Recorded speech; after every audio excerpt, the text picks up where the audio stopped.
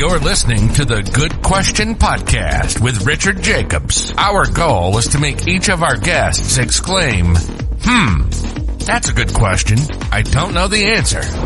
Because when that happens, it means you, the listener, may be inspired to learn more beyond the interview and to ask great questions yourself that lead to new insights. In this podcast, we cover historical and current anthropology, comparative religion, and history. Welcome, and let's get started. Hello, this is Richard Jacobs with the Good Question Podcast. My guest today is M. Nathaniel Mead. He's been here before, well informed about all issues related to COVID, public health, vaccines, etc. So I'm having him back now because, as everyone knows, we have a new administration. Not only do we have Trump as president, but we have RFK Jr. as head of Health and Human Services. So it looks like there's quite a bit of change going on. And for most folks, it's probably below the surface. They don't realize what's happening. But Nathaniel's going to explain it. And he's also going to talk about a recent visit to the U.S. Senate, a hearing that was Dr. Peter McCullough spoke at, and he was present at, that reference paper that he was involved in. So it should be an excellent call and an update for folks who are wondering what's going on about vaccines and public health. So welcome, Nathaniel. Thanks for coming. Thank you very much, Rich. Great to be here again. Thank you. Yeah, let's talk first about the Senate hearing. What was the whole purpose of the hearing, and what was some of the testimony from Dr. Peter McCullough about? Yeah, so this was a U.S. Senate hearing on the corruption of science and federal health agencies that it was hosted by or overseen by Senator Ron Johnson, who's been an amazing force for public health in the past 5 years, and especially in terms of the COVID-19 story and how it's been suppressed and distorted and kept, the truths have been kept from the public. And part of the reason that people don't even know about this, and I almost get the sense that you didn't even hear about it, is that the mainstream media did not report on this at all, even though we had seven medical experts on the panel. And these are people who are, very, very much at the top of their field, very important figures. So what's been unfolding in the public health domain, is a lot of concealment of facts. In the research domain, we've seen the CDC and the FDA withholding facts from the public, and that's all well documented. And a lot of that came through in this hearing because these agencies were captured by the pharmaceutical industry. And I was invited by Dr. Peter McCullough to join him at the meeting. He was the first testimony. So I sat behind him with John Leake and Nicholas Hulsher, who are also on the McCullough Foundation staff. I'm also a part of the McCullough Foundation as a scholar. So we listened to Dr. McCullough give an outstanding testimony. But none of this was reported by the mainstream media. The New York Times, Washington Post, CSNBC, CNN, NPR, nobody reported this Senate hearing. And, when I think about just the media being a voice that's supposed to be objective and it's supposed to be reporting, especially important events like this. And the fact that it was completely censored by the legacy media, that just tells you how much control the pharmaceutical industry has over important news events like this. I mean, this was extremely important for people to know about. And but then I think about where we're at right now, and I'm really not surprised because here it is, the summer of 2025. Apparently the pandemic ended what? It ended the day Russia invaded Ukraine, by the way. Okay. No, I'm not kidding. The day before, it was still the same COVID. The day after, it magically disappeared. Nothing was mentioned. Okay, so, and that was in 2023, right? Or February 2022, yeah. 2022, okay. So, but, bizarre as it sounds, the current COVID-19 mRNA product from Pfizer and Moderna are still under emergency use authorization for all kids in America up to 11 years of age. So all kids in the United States up to 11 years of age are are still under the emergency use authorization for these so-called vaccines from Pfizer and Moderna. And, so why is that bizarre? Well, by definition, the emergency use authorization is supposed to be given under public health emergencies, right? So when the benefits are shown to outweigh the risks and when there's no effective alternative. And so, but we know that there are huge problems with this because, first of all, the risk-benefit clinical trials were never even done for kids. So, what's the basis for even including them in this? And then second, we've known that kids have a 0.003% or basically zero chance of dying from COVID-19 as of 2022. As of 2022, they basically had a zero chance of dying from COVID-19. So where's the emergency, for these young kids, for these young people, and really for anyone for that matter? I mean, there is, even in the elderly, there is no emergency with COVID-19.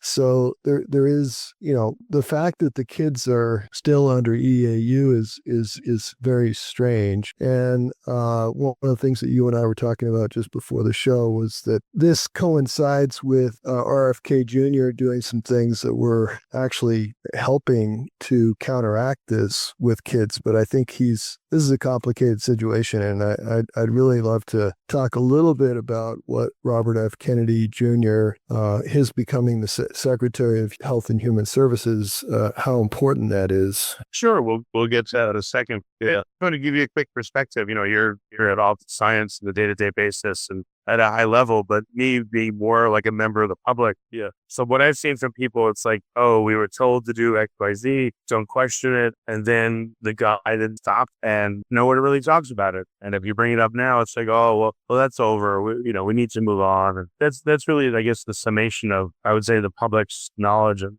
thought about it. It's like, it wasn't a good time. I don't want to think about it. And it kind of ends there. And I think that's why people don't have maybe much interest in following up on what happened and everything, That's a really good point. And I can totally understand that.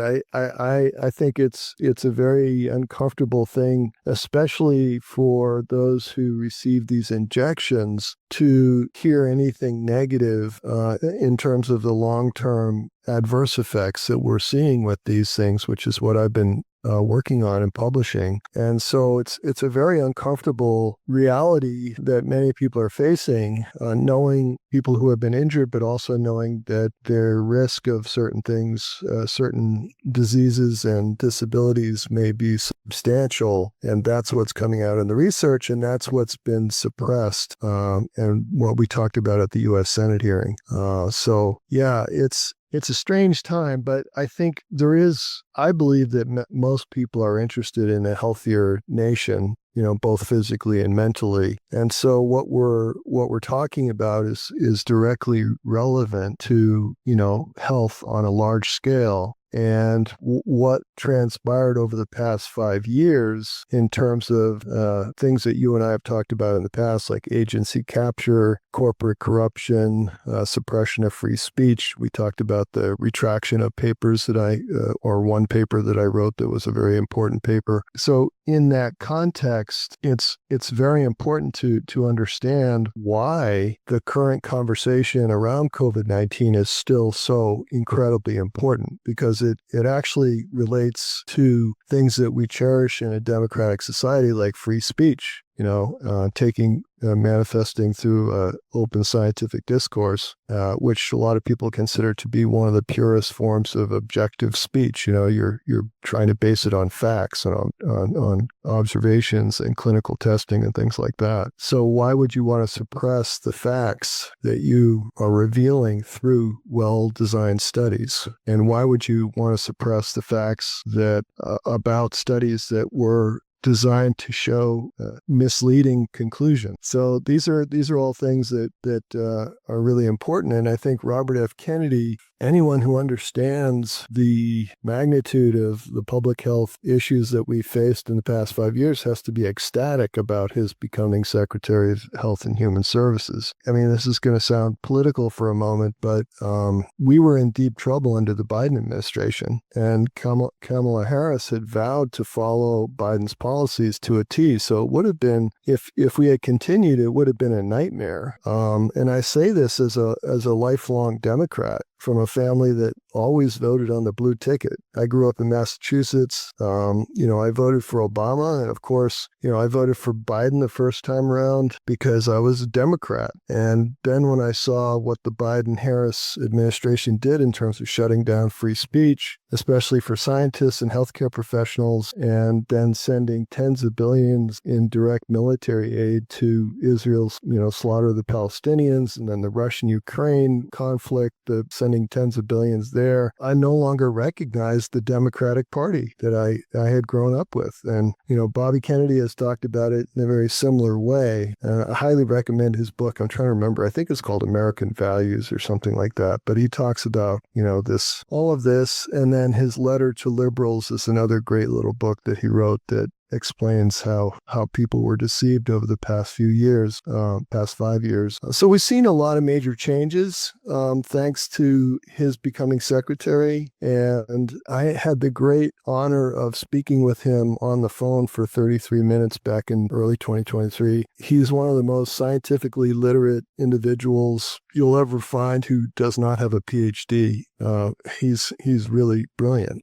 He also has, I think, tremendous compassion, when it comes to issues around personal growth and healing, because he's in his own personal life, he went through incredible hardship, the murder of his father and his uncle, and, what followed for him as a young man, which I'm not going to go into. But in the past 4 months, I would say Kennedy, the first thing that he accomplished, which I think is incredibly important based on what I just talked about at the opening of this conversation, is that he removed the COVID mRNA shots from the childhood vaccine schedule. And I can explain the implications of that from the standpoint of safety if you want, or did you want to make a comment? All right, go ahead. Yes, some more clarity. That case, it'll be good. Yeah. So when you remove the COVID shots, we could talk. Yeah, I think we should call them COVID shots. Because we talk about flu shots. So I'll simply refer to these mRNA vaccines as COVID shots. But anyway, removing them from the childhood vaccine schedule due to serious safety concerns, which have been widely published, cardiac problems, problems with the heart, brain, all these neurological problems, autoimmune problems, hematological clotting problems, and so forth. Removing them from the schedule can translate into some major benefits for the public. And I think, first, of course, you're prioritizing the safety of children. So you're reducing the risk of all kinds of adverse effects.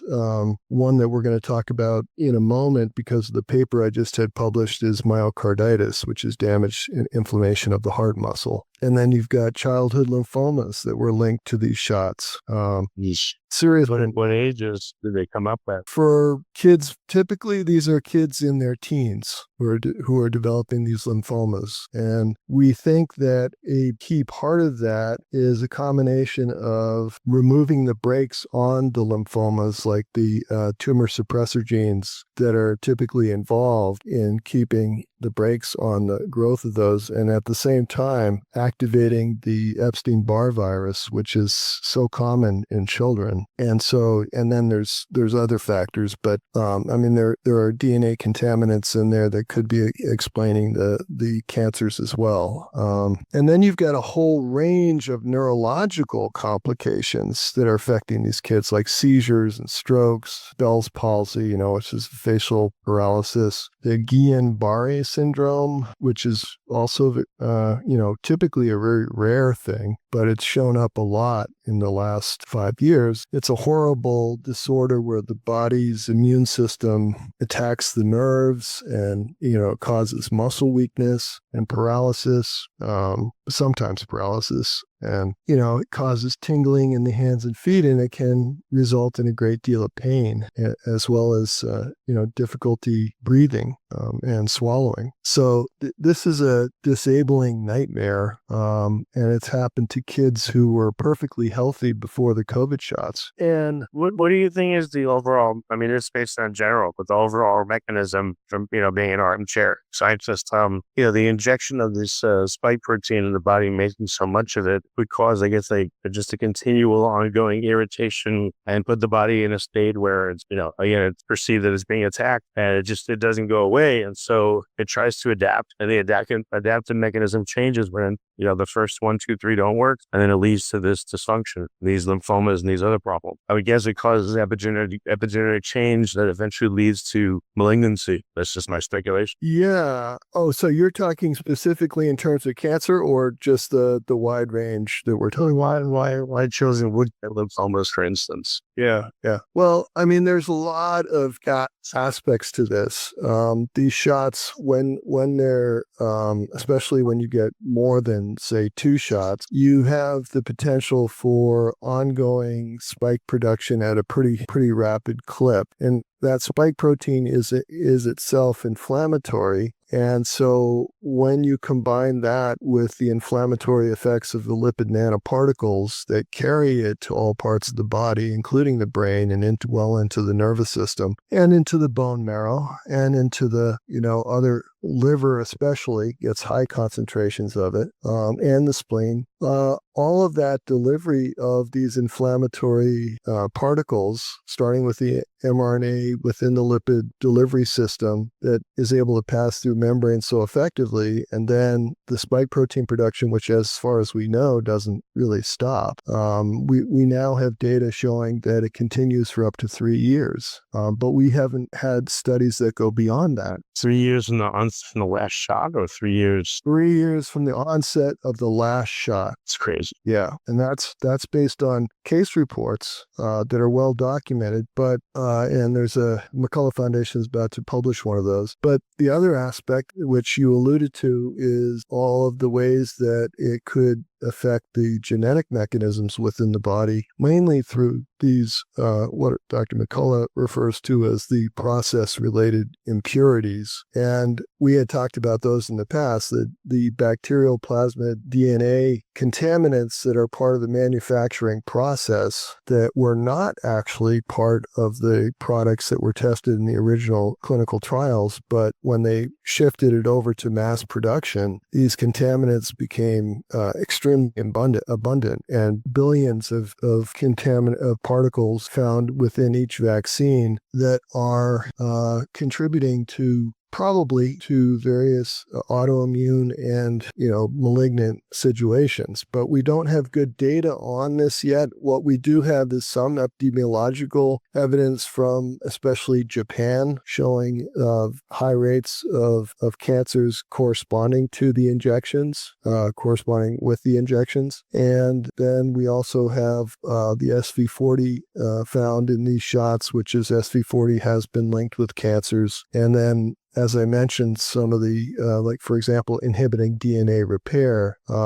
If you inhibit the P53 and the DNA repair mechanisms of the body, you're going to see more cancers. So this is a really multifaceted picture. And, I think it really behooves people who have had these shots to think in terms of cancer prevention, to the best of their ability. But I want to go back to something else that RFK did that I think is really important. He fired all 17 members of the CDC's vaccine advisory panel. It's a really, really bold thing. It's called the ACIP, A-part stand Committee for Immunization Practices. I'm forgetting what the A is. It'll come back to me. It's not American, but anyway. So then he installed it. There were 17 members in that committee. He fired them all because of, a well-documented history of corruption, deeply compromised by the industry since at least the year 2000. I mean, this committee, there was evidence back in 2000 that they were already deeply corrupted. But then you had across the board conflicts of interest, which you can actually see in their publications. If you looked up these individuals who were in the 17-member committee, they all had those conflicts of interest being paid by the pharmaceutical industry directly. Lack of transparency. They were often concealing information. And then I would say probably the most corruptly, if that's a word, corruptly of all. Corrupted. Yeah, is that the panel rubber stamped every single vaccine ever placed in front of them. So when that panel was established, they never rejected a single vaccine. They just allowed it to come through, regardless of the safety concerns. And those concerns were showing up in VAERS, which you and I have talked about about in the past. You mentioned, I think it was in our first conversation, how, for the past 35 years, the number of adverse events in VAERS were still greater in the first 2 years of the pandemic than they had been in the previous 30 or 35 years at this point. So it's just, clear that there were safety concerns. And then there was the vSafe system, which uses a smartphone app instead of the time-consuming passive reporting system that the VAERS uses. And so they had all this data, and the ACIP committee just ignored the data. They just ignored what was coming out, which was showing these really stunning numbers of adverse events. And then they actually had the audacity to say, well, VAERS is not a great system. We can't really trust. I used to look at VAERS once a week. They literally stopped reporting any new incidences for like at least 6 months. I watched it. It didn't change at all for 6 months. It's such a cluster. Who knows what they did? Yeah. So he got rid of them. He installed this new 7-member panel, and it includes some well-known vaccine experts and skeptics. But it's a powerful panel because it recommends vaccines for the American public. So his reason for firing the other panel, I think it was well-founded, and the guys that he has in there now are I think a lot of them, or several of them I know are top-notch. So he did some things that were pretty radical. I mean, he suspended, I'm talking RFK again, he suspended the CDC's advertising for the flu vaccines. So he's emphasizing that we need informed consent, and it's just not there for seasonal flu vaccines. And he canceled a huge contract with Moderna that was trying to fast track a mRNA flu vaccine, a bird flu vaccine. And I think it was like a $700 million contract. It was really substantial. Well, if an mRNA vaccine lasts for years, just like the COVID one does, then they'll be very dangerous for flu because, as we know, flu changes seasonally. That'll leave the person in a really, beleaguered state when flu comes around again. It would probably kill them. I don't think they're very. Yeah, I mean, it's almost by definition impossible to do a good study on a lot of these flu vaccines because they do change from season to season.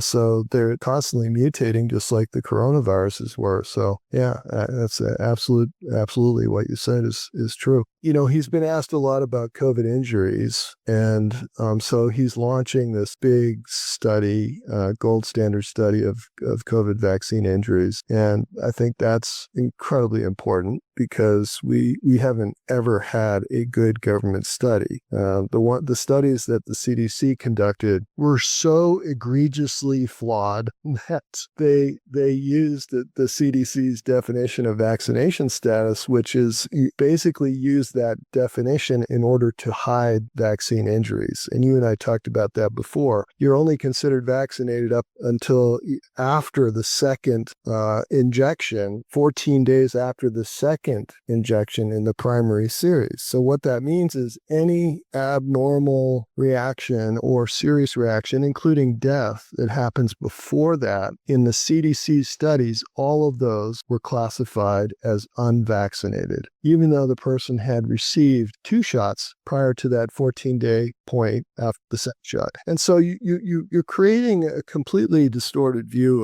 of adverse events. And so, well, the reason why is after 14 days, then it's much harder to attribute problem to the vaccination events. Right. Oh, it's been 2 weeks. It could have been anything.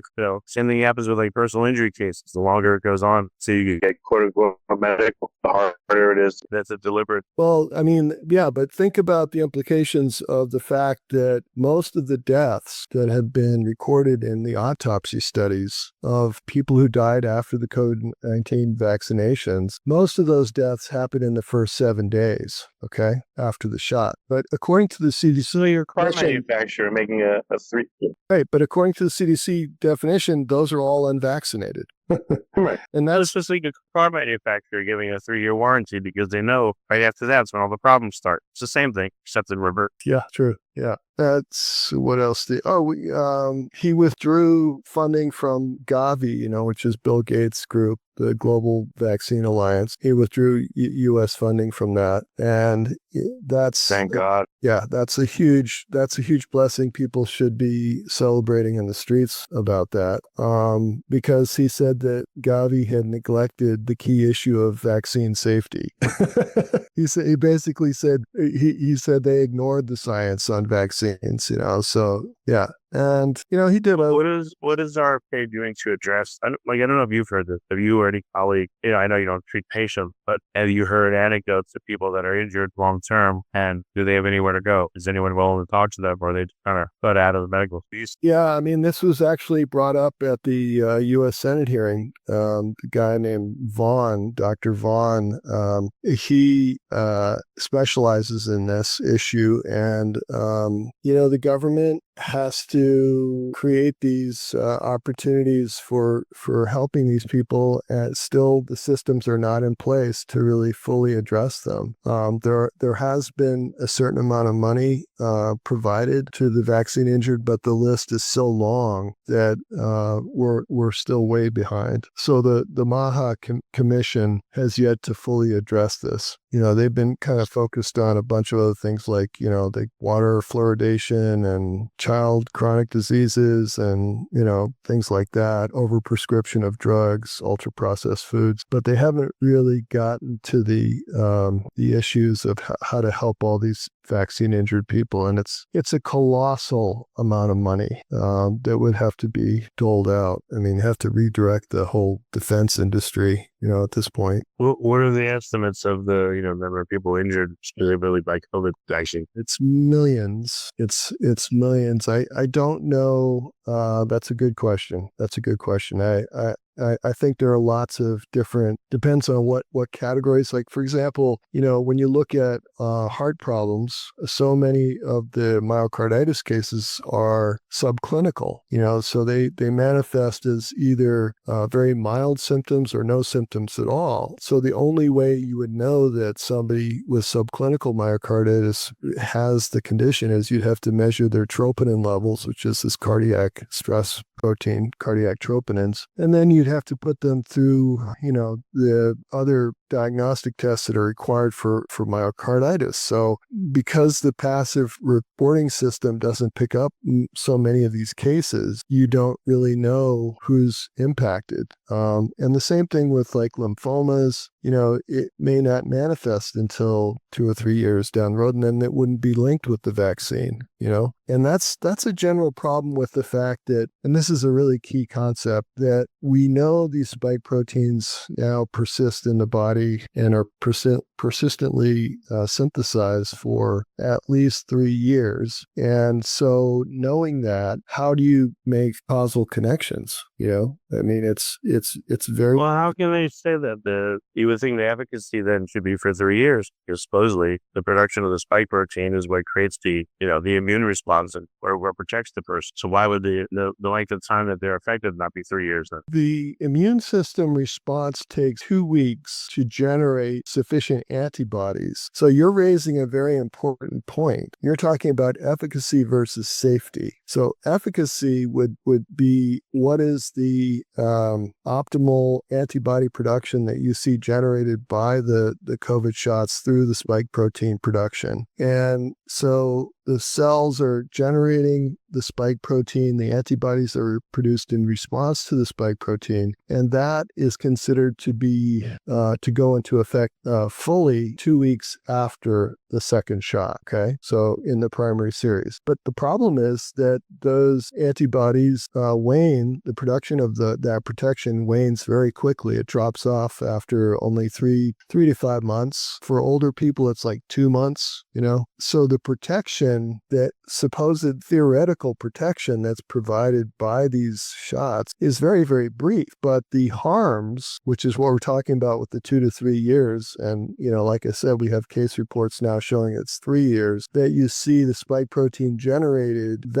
Those are harms because that the spike protein that was generated 3 years ago is not generating antibodies that are neutralizing. They're not neutralizing any COVID, that any Omicron variants that are currently present, because that ship has sailed. Those Omicron variants that we have now have no bearing at all on the original shots that were given. You see what I'm saying? So it's really, the efficacy is a short-lived phenomenon, but the harms are extended because they outlive. So anytime you hear risk benefit in public health conversations about the COVID shots, they're always talking about short-term benefits. They're talking and short-term harms. They're not talking about long. Sure, here. Yeah. If I get 2 shots and then they give me what's called supposedly a booster, I don't know, 6 months later, I was still producing spike protein from the first 2. Now, am I producing a slightly different, altered type of spike protein, and now the production has ramped up, doubled to what it was because the old one's still producing? Or what do you think happens with the 2? So you're asking whether the spike protein itself changes over time with chronic. Yeah, if I had one shot, and I'm going to produce a certain kind of spike protein. 6 months later, I get supposedly so-called what's a booster, like a new variant. Will the spike protein that one produces be different from the one I'm currently producing? And will the production amount now be doubled because, I've gotten a new shot and now my body's being instructed by slightly altered mRNA to produce more spike protein of a slightly different nature, structure, form, etc. Now I would think I would have like 2 kinds being produced, maybe not double the amounts, but close to it. I don't know.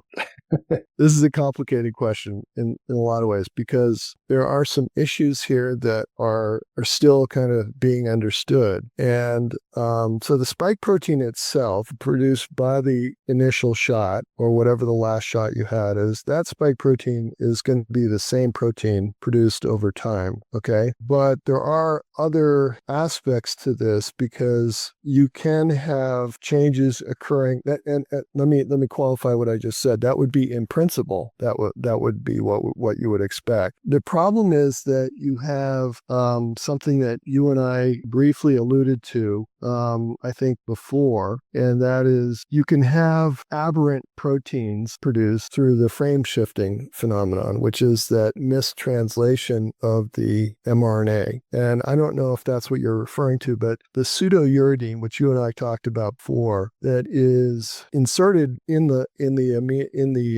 base sequence in order to stabilize the mRNA, that pseudouridinated mRNA is going to tend to generate aberrant proteins or abnormal proteins. And those proteins are capable of forming what are called toxic prions or prion-like fibrils in neurons, and that's been shown. And so this is potentially causing a lot of neurodegenerative disorders over time. So there is now that we're told that this is a relatively rare event, this frame shifting. But I think that's because it was rare in the short-term time frame that they looked at it. But if you look at it over a longer time frame, like we're discussing, and maybe this is what you're getting at, this is where you would see frame shifting events happening over time, again, due to this, basically the ribosomes are not reading the mRNA correctly as it's passing through. So you get these aberrant proteins generated as a result. And that, again, could be contributing to like Alzheimer's. There's a very strong study that we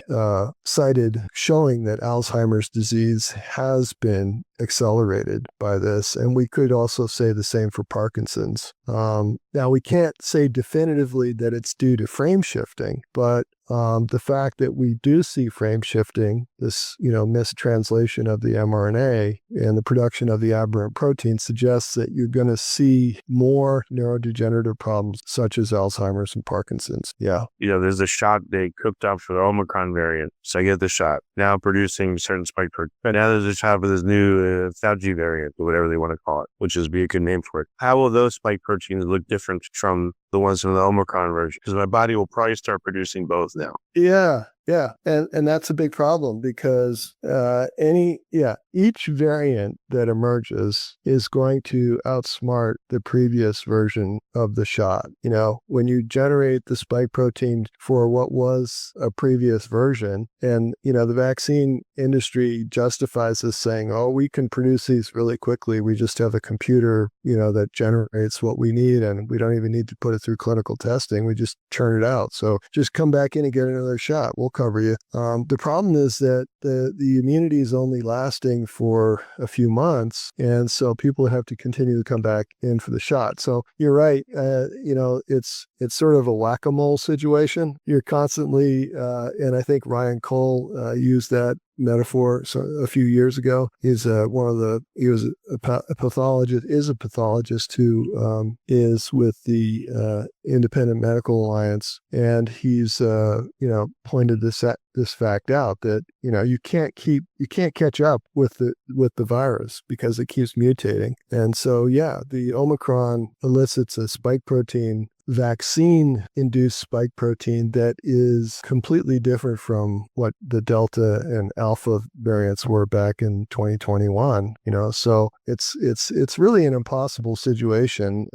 You can't. It's great for the vaccine industry because they just say, well, just get another vaccine. You'll cover it. We'll cover it. But here's the other thing that's really important. We know that multiple vaccinations have cumulative adverse effects. And, we've talked about some of these, I think, briefly before, but whenever you have spike protein, and this is, I think, something else that you were getting at, if the spike proteins are being generated by multiple shots and they're persisting, and you've got multiple different types of spike protein being produced because of different variants that you're trying to attack, well, that's a serious problem because you're creating all of this antigenic exposure, antigens being a foreign protein, right, that the immune system is responding to. And so this prolonged antigenic exposure is going to result in all kinds of immune problems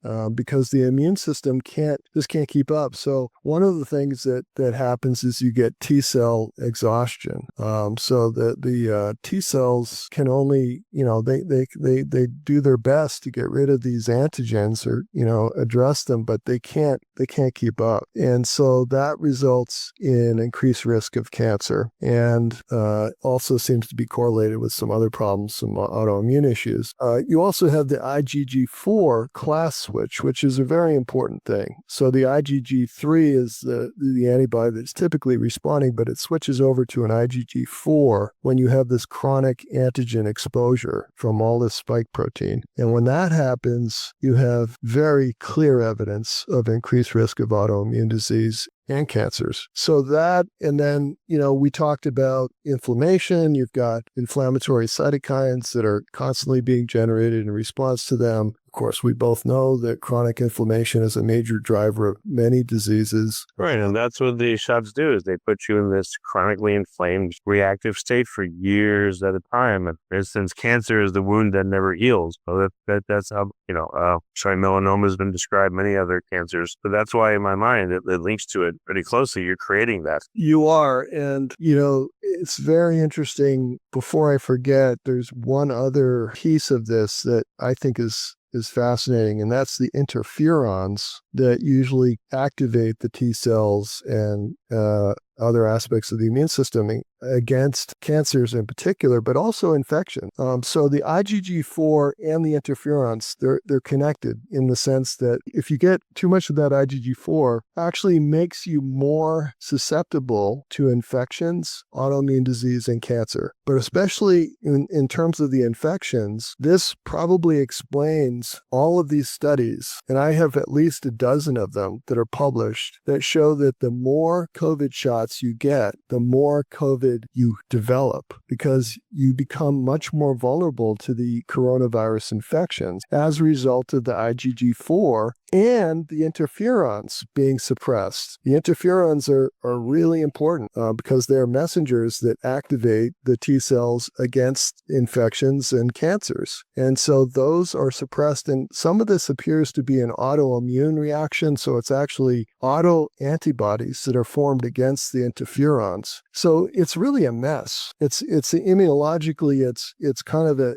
headache because you get, and I sometimes refer to myself as a bioelectronic epidemiologist because I do think very biologically as I'm looking at what I see epidemiologically. And so I don't know if anybody's ever used that term, but that's the way I describe myself. And so when I look at the intersection of these, when I look at these mechanistic overlaps, like the IgG4, the interferons, the T cell exhaustion, the hyperinflammation, with the excess cytokines that are generated, and then the autoimmune reactions that are based on the, molecular mimicry, because the spike protein has some things in common with the self proteins in the body. So it sets up these autoimmune reactions. All of that, this is really an important thing that I want to share with you because I'm just finishing a paper about that. All of what I just talked about, this is the really mind-blowing piece of it. To some extent, you see it with severe COVID-19. Okay, so severe COVID-19, even before vaccination, will show to some extent all of these things. It will show T cell exhaustion. This is, very advanced COVID-19, like elderly people. You see the T cell exhaustion. You see the interferons being suppressed. You see I'm not so sure if you see I don't think you see the IgG4, but you do see the hyperinflammation and the autoimmune thing. So all of that is happening with severe COVID-19. Okay. So it also makes sense that in severe COVID-19, you would see many conditions that are considered comorbid. In other words, they make the COVID-19 more aggressive, like hypertension, diabetes, obesity. People who have hypertension, diabetes, and obesity, or some combination of that, are much more prone to severe COVID-19. And back in 2020, it was, if somebody died of diabetes and they had a positive PCR, it was called a COVID death, right? You remember that. Now, if you think about these comorbid conditions, it turns out that hypertension, diabetes, and obesity, and I list them in that order because that's the way it actually translates into the most severe conditions with COVID-19. If you have those conditions, you also suffer from the serious adverse effects of the COVID vaccinations, much more so, okay? So this is an interesting intersection, and this is why it's so easy to blame severe COVID-19 when somebody dies from one of these conditions that looks like, temporarily, it looks like it was caused by the severe COVID-19. But if you look back at the person's vaccination record, you find out that they were vaccinated heavily, and yet it's blamed on the COVID-19 because it's so much easier to blame it on severe COVID-19 than to blame it on the COVID mRNA injections. Yeah. You see? And No, it makes sense. I mean, each condition is a tax on the regulatory systems of the body, including the immune system. So hypertension, there's compensatory mechanisms going on. Diabetes, same thing. I mean,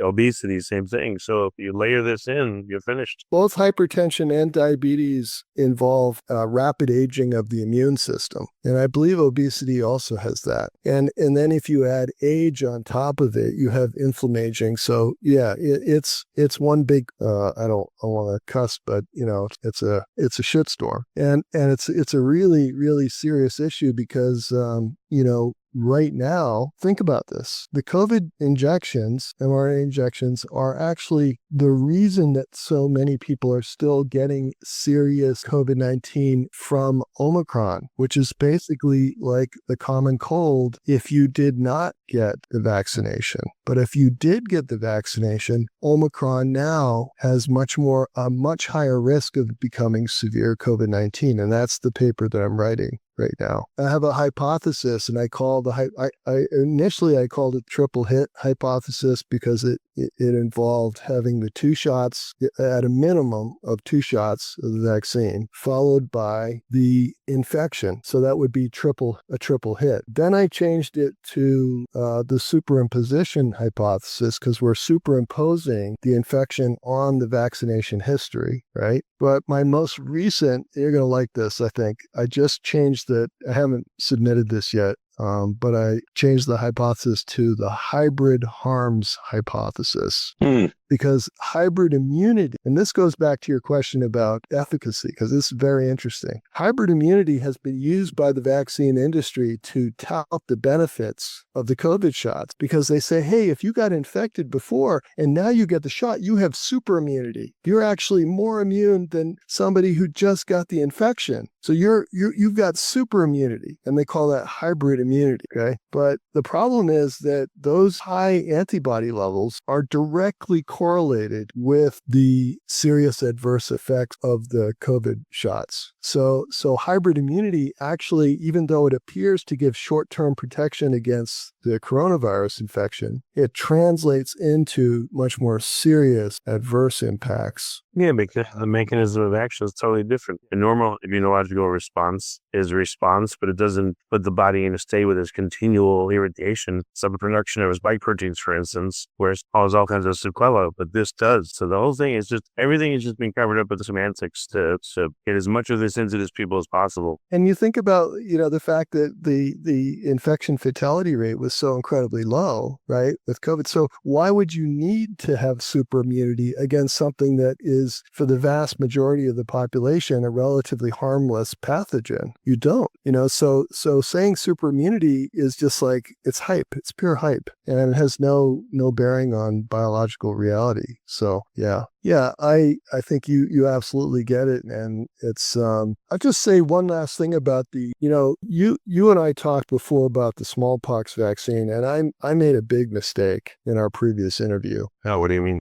I mistakenly said in our last interview with that the smallpox vaccine was a vaccine success story, but I was totally wrong. I had been brainwashed by the propaganda, mainly from the vaccine industry, of course, about smallpox, and I never bothered to really investigate what actually happened with the research on the smallpox vaccine. But it turns out, when you look at the research, that this vaccine has caused, in the research itself, thousands and thousands of deaths. And the U.S. military data is actually the best data that confirms this. At least tens of thousands of deaths were caused in the observational studies that were done of the smallpox vaccine. So it was a disaster that ended up killing many people, and this has been completely whitewashed by the vaccine industry. But the smallpox, the only reason it went away was because of public health sanitation measures.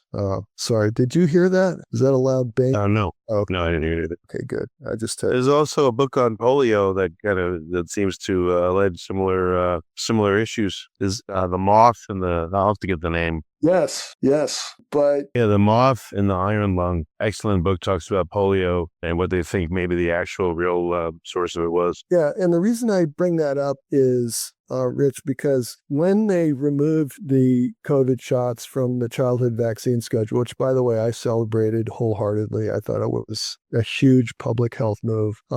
It helps shift the attention to the non-vaccine preventive measures, such as, public health measures. There is no such thing. Sorry. I was just repeating the propaganda. Public health measures to, reduce rates of childhood obesity, for example, and childhood diabetes. Both of those increase the risks of severe COVID, right? So if you have healthy kids, you don't have severe COVID and you don't have death from COVID. You have to address these things. And so it helps shift the attention over, just like with smallpox vaccine, when they shift the attention to the, public sanitation issues, then you see smallpox go away. But the other thing is that there are legal implications of taking it off the childhood vaccine schedule. Oh, really? Yeah. I mean, families can pursue damages through lawsuits against the manufacturers, but I don't think they can do it for kids under 11 because of the emergency use authorization. I'm not totally sure of this aspect. I have to check that. They could do it for for teenagers. And because there's the National Childhood Vaccine Injury Act of 1986, which through the Vaccine Injury Compensation Program, it would help compensate injuries. But if the vaccine, anyway, this is getting into a legal area, but I know that the legal action could also target the regulatory bodies themselves, so this is actually could lead to class action lawsuits. And I think that's, something that could be beneficial in terms of, helping to get some restitution for all the damages. Yeah. You mentioned something briefly. I'll just say that the CDC study that came out recently, that Kennedy exposed, there was a huge CDC study. They found 1,135% increased risk of autism among vaccinated children. From which vaccine? From the COVID one or other ones? Oh, no, this is from the typical vaccines that kids were receiving, like the MMR, pertussis. So the CDC tried to distort the study's findings. This was like 15 years ago, I think, or 20 years ago. And this was in a Tucker Carlson interview that he did with RFK last week. And it's explosive, because here what happened was the CDC tried to hide it by using all these statistical tricks. And then when they reanalyzed the original data and put it through the proper analysis, it showed this devastating finding, over 1,100% increase in the risk of autism among kids who got the multiple vaccines. So this is really, I think, devastating. And it supports, why we need to do more research in this area and get these kids off of all these shots. Well, my words, not yours, but I think COVID was the greatest crime against humanity ever perpetrated. Again, that's what I think. So, but I appreciate you being here. How can people follow up with your work, the McCullough Foundation and everything? Right. So you can follow our work, my work on X. I think it's Nathan Mead, and this McCullough Fund on X. McCullough Fund is the foundation. Or you can go to the McCulloughFND.org website. So that's the McCullough Fund website, McCullough F as in Frank, N as in Nancy, D as in David.org. And it's a really good website, and you'll find all our articles and social media links there. We're also on LinkedIn and Telegram. Well, very good. Well, Nathaniel, thanks so much for coming on the podcast again. You're welcome to come back anytime. And it's always very informative talking to you. It's also maddening, saddening, all those things, because, it's a travesty that's beyond all measure. But again, thank you for coming here and talking about this. Well, thanks very much, Rich. It's been a pleasure. I appreciate it. Thank you. If you like this podcast, please click the link in the description to subscribe and review us on iTunes. Thank you for listening to the Good Question Podcast. Please email support@thegoodquestionpodcast.com if you have any referrals to great guests for us to interview. Visit thegoodquestionpodcast.com to hear more interviews. And please help us spread the word by rating and reviewing us on Apple Podcasts, iTunes, Spotify, YouTube, or wherever you listen to this podcast.